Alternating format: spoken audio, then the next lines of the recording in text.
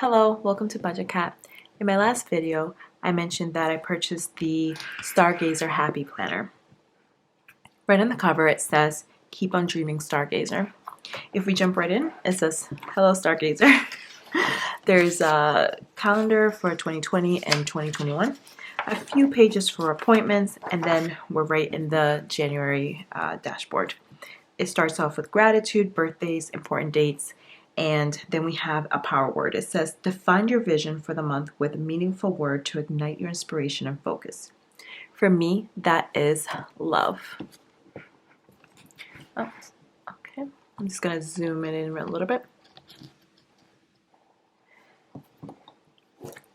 The reason I chose love is because I've really been focusing on self-love in particular, setting intentions, setting affirmation, positive vibes, and just really setting a vision for your future. And I think that's really important to do when you have goals and dreams, is really to make sure that you can see yourself doing it and really truly set an inspiration, whether it be through a vision board, visualization, or inspirational quotes, whatever really gets you going.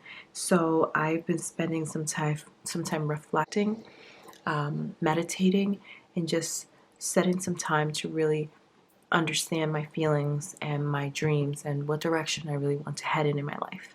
So love is my word of inspiration and focus for this month, and maybe next month too.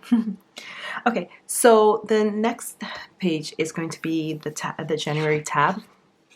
It says, just keep looking towards the stars with shimmering eyes, for the stars hold magic, and if you believe in that magic, anything is possible.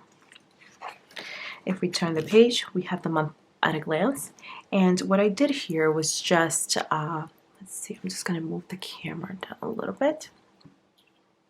So what I did here is just bills. So starting with the first of the month, it was electric. So far I've gotten gas in less than a week, which was a little odd for me, but it's okay. I set up my paydays, internet, water. I set up the days I'm going to be doing my laundry, my cell phone bill, just pretty much just at a quick glance. I really like to put a lot of things here because sometimes I actually like to just write notes here on the side, but we'll see. We'll see how this goes. Then we have the January dashboard. So starting from the top here, it says here, you are strong and significant, babe. Then up here, I put a few stickers. Today can be great. Live loud, live on less. So in my last video, I mentioned that I have set a goal for myself. The spend is a spend challenge, and that spend challenge is to live on $12,000 for the year. Here I wrote to live on $15,000 in 2020, which is $1,250 a month. The reason I did that is because my spending challenge is really between $12,000 and $15,000, if in case anything unexpected happens that I need to account for. So what I'm doing is just saying, okay, I'm going to budget myself $15,000 for the year. I'm going to live as if it's $12,000, and hopefully I can reach my $12,000 goal. So if we continue to look on this page here, you will see that I have listed out all of all of my bills.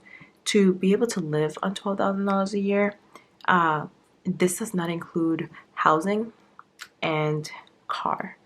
And the reason for that is that I house hack, so I don't have I don't pay rent, and I purchased a car for about $5,000, so I don't have a car payment either. The only thing I have to focus on, the only thing I have to pay attention to for my car is gas and any maintenance that might come along the way, as well as insurance. So for my bills, I have Netflix, which I actually terminated this yesterday. So this was for so after this, I won't have it in my next bill. Electric, internet, gyms, my cell phone, water, Hulu, heat, and gas. The total for that is going to be $480. What I'll do is at the end of the month, I will just true up the balances with the accounts that I estimated, which is gas and heat, because I haven't received those bills yet, and gas is adjustable. It's like the gas for my car. I also have a couple of habit trackers here. No spend and drinking more water are a couple of things that I just want to track and see what days see if I can try to have more days out of the month where I don't spend on anything unless it's absolutely necessary, like groceries, gas, things like that, but not shopping or unplanned expenses. If we move over to this page, I have listed out, well, starting on this corner here, the planner has set your intentions, and then I really like this because I can spend a few minutes just setting intentions for my body and wellness, spirituality, creativity, work projects, relationships, home and finance, and community. And there's a line here that you can add something to. So then I set a quick plan view here where I'm saying, okay, I'm budgeting $1,250 to spend. I have cash envelopes totaling to $500, bills to $480, and then sinking funds to $145. So out of the $1,250 that I budgeted, I would have an extra $125 remaining. That money is going to be sitting in a checking account that I'm not going to touch.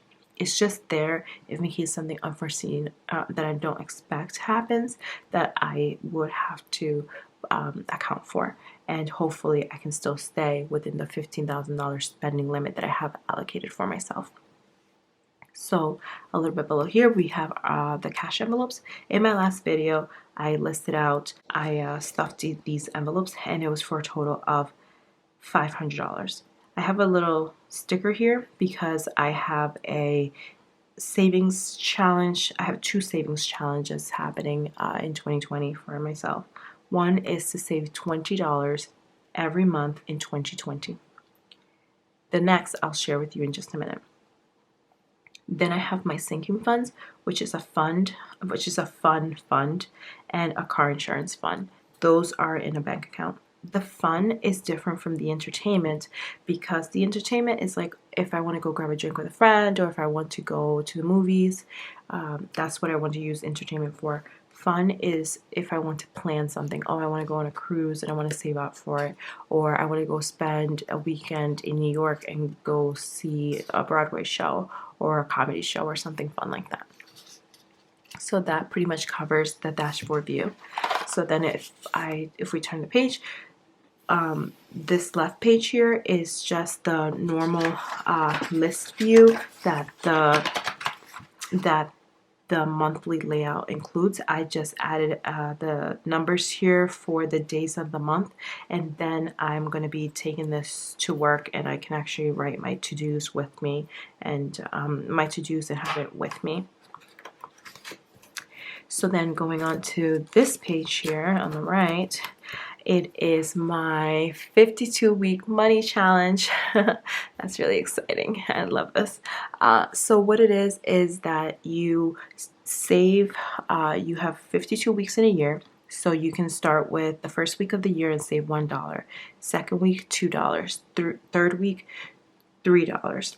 Or you can start with 52 and the first week save $52 and the second week save 51 and so on. For me, I'm just picking it randomly, especially because since I just started the cash envelopes again after a really long time, I'm not sure. I don't really want to start with $52 because I think that's a little bit too high. Maybe like next month or the following month when my cash envelopes have a little bit more money in it, I think it'll be a lot easier to do that. And then also, I don't want to start too low because something could, you never know, something comes up and then I have to use up the savings or whatever that I have. I don't have enough in the cash envelopes and it's an emergency. Maybe I will only be able to save $1 or something. Just the worst case scenario, I guess. So that's why for me, I think it's better to just pick them randomly based on what I think will work out. By following this method, I should be able to save $1,378. Now that is a savings that's going to be part of my already set $12,000 spending goal for the year. So then if we reduce it by that, it's going to be even less than 12,000, but it depends if I go over the 12 or not. But in this video, I will post how much I've spent so far. Just as a disclaimer, just as a note, I did start the year with a $500 as spending, and that really should have been last year, but it technically hit my account this year, so I'm just going to include it. So as part of this $1,200, I have this extra $500 that's already spent. Now that's also before I fully committed to doing the cash envelope system again, so I think it's okay. It should just be a little bit of motivation to really stick to my budget and try really, really hard. We're only in the second week of the month, so it's really hard in the second week of the month to say, oh, I'm going to live off $12,000 and it's going to be easy and it's fine. I'm sure it's going to be hard and I'm going to have a little bit of frustrations here and there, but I want to share that with you guys. I want to be honest about my experience and let me know what you think. Do you think that this is like a silly thing to do? Like, why would I try to do that? Or do you think it's actually an extra reasonable spending goal? I think personally that I feel like I have a lot of things. I've been trying to declutter and get rid of things because I spend a lot of time cleaning and organizing and just taking care of things, and I just don't want that. So I want to be more mindful about my spending, more mindful about the things that I'm bringing into my home. The things that I'm not using, I want to make sure I'm donating them or selling them, whichever. The point is that the things that are in my home, I want them to be things that I truly love, that I truly use and enjoy, not have it in storage or just laying around. It's just something that I realize I just don't really want to do, which is why I think that this $12,000 savings challenge will be, spending challenge will be a great idea for me. So if we turn the page, here I created this spending tracker where I'm going to be every month, at the end of the month, I'm going to be including a current month, that's what CM for current month, and YTD for year to date. So every month I'll put down what I spent during the month and what is the trend so far. I might do I might cut this in half, like just add a line and do spending and savings so that I can keep track of how much I've been saving and how much I've been spending. I will be including that in the, I mentioned before, in the title of the video. And now if I turn the page, it's pretty much just the remaining of the list view, and I just added an extra page here for notes because I know I'll probably need it for work, and then a few extra notes here, and then this is the February view.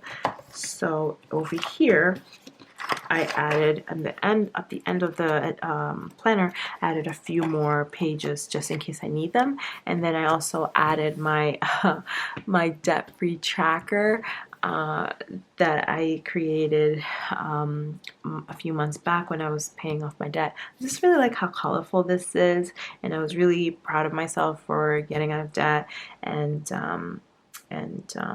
I want to use that as an inspiration too, to have that same sell intensity that I used to pay off debt to reach my savings goal and to successfully do my spending challenge.